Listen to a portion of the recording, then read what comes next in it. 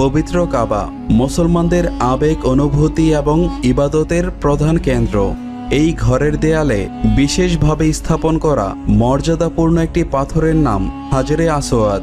আরবি হাজরে শব্দের অর্থ পাথর, আর আসওয়াদ শব্দের অর্থ কালো। হাজরে আসওয়াদ অর্থ হল কালো পাথর। আজকের ভিডিওতে জানতে পারবেন কাবা শরীফে স্থাপিত এই পাথরটি জান্নাত থেকে পৃথিবীতে কিভাবে এলো এবং এই পাথরের ইতিহাস সম্পর্কে। আমরা জানি আদম আলাইহিসসালামকে জান্নাত থেকে পৃথিবীতে পাঠিয়ে দেওয়া হয়েছিল। তখন আসমান থেকে বাইতুল মামুরকেও আল্লাহ তাআলা বর্তমান কাবার স্থানে রেখে দিয়েছিলেন। বাইতুল মামুর হল সপ্তম আসমানে অবস্থিত ফেরেশতাদের ইবাদতখানা এবং ঘর। এটি দুনিয়ার কাবা শরীফের ঠিক উপরে অবস্থিত এবং আল্লাহর আরশের কাছাকাছি। এই বাইতুল মামুরকে আল্লাহ যখন কাবার স্থানে রেখেছিলেন তখন মূলত এই হাজরে আসওয়াদ অর্থাৎ জান্নাতি পাথরটিকেও আল্লাহ তাআলা এখানেই রেখেছিলেন। এরপর আল্লাহ হযরত আদম আলাইহিসসালামকে বলেন, তুমি জান্নাতে যেভাবে এই ঘরকে তাওয়াফ করতে এবং এই ঘরকে ঘিরে নামাজ আদায় করতে, এখানেও ঠিক সেভাবেই নামাজ পড়ো এবং তাওয়াফ করো। তখন এই বাইতুল মামুরকে কেন্দ্র করে আদম আলাইহিসসালাম ইবাদত বন্দেগী করত। ঘটনাচক্রে আদম নবীর ইন্তিকাল হলো। আরও অনেক নবী আসলেন এবং চলে গেলেন। তারপর আসলেন নূহ আলাইহিসসালাম।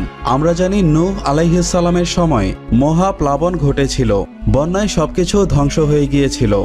সেই মহাপ্লাবনের সময় মহান আল্লাহ সেই বাইতুল মামুরকে আবারও আসমানে তুলে নিয়েছিলেন। তবে হাজরে আসওয়াদ পাথরটি কাবার স্থানেই ছিল।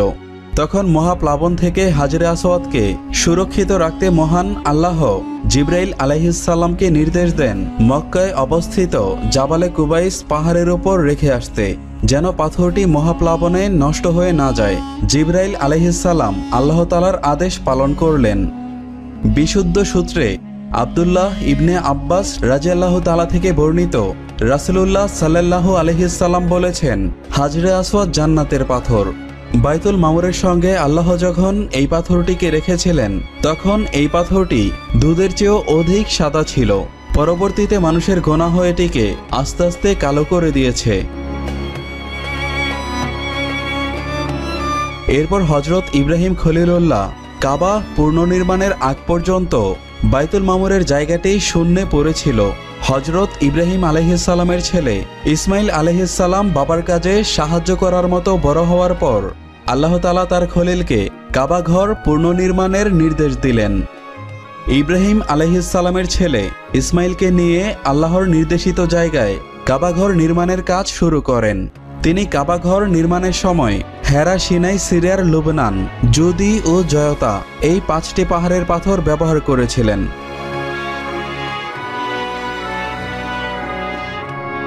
কাবার দেয়ালের গাঁথনির কাজ যখন হাজরে আসওয়াদের উচ্চতা পর্যন্ত পৌঁছালো, ইব্রাহিম আলাইহিসসালাম তার ছেলে ইসমাইলকে বললেন, তাওয়াফকারীদের মন এইদিকে আকৃষ্ট করতে এখানে একটি সুন্দর পাথর স্থাপন করো।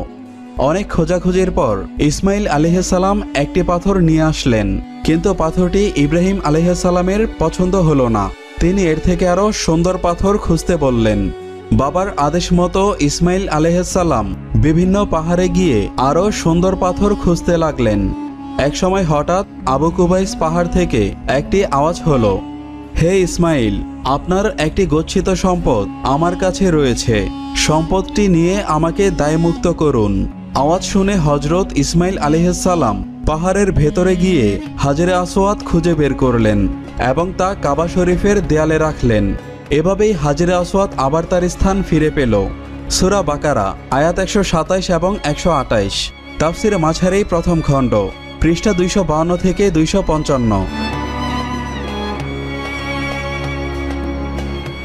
যদিও এই পাথরটি বেশ কয়েকবার চুরি হয়েছিল এবং এই পাথরের উপর কয়েকবার আক্রমণও হয়েছিল, তারপর আল্লাহর ইশারায় আবারও এটি এই জায়গায় নিয়ে আসা হয়েছে। হাজরে আসওয়াদ চুম্বনের ফজিলত। হাজরে আসওয়াদ চুম্বন করা বরকতময়।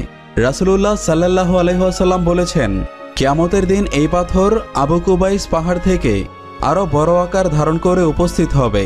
তার একটি জিহ্বা এবং 2টি ঠোঁট থাকবে। মানুষেরা কে কোন নিয়তে তাকে চুম্বন করেছে সে সম্পর্কে বক্তব্য দিবে। আব্দুল্লাহ ইবনে ওমর রাদিয়াল্লাহু তাআলাকে হাজরে আসওয়াদ সম্পর্কে জিজ্ঞেস করা হলে তিনি বলেন, আমি রাসূল সাল্লাল্লাহু আলাইহি ওয়াসাল্লামকে পাথরটিকে স্পর্শ এবং চুম্বন করতে দেখেছি। মুসলিম হাদিস 1267। তো ভিউয়ার্স, নিয়মিত এমন আরও ভিডিও পেতে চ্যানেলটি সাবস্ক্রাইব করে পাশের বেল আইকনটি প্রেস করে দিন। আর এই মুহূর্তে ভিডিওটি যদি আপনি ফেসবুকে দেখছেন তাহলে অবশ্যই পেজটিতে লাইক অথবা ফলো দিয়ে রাখুন।